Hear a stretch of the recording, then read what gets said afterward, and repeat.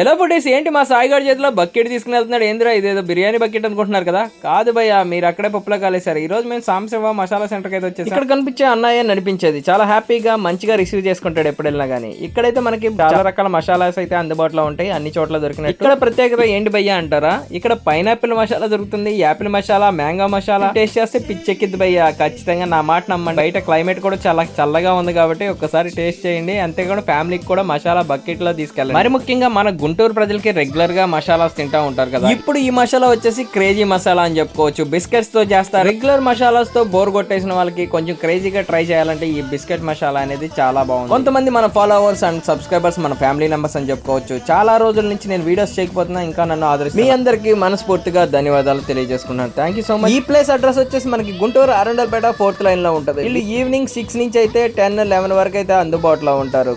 Crowd అయితే క్రేజీగా ఉంటది.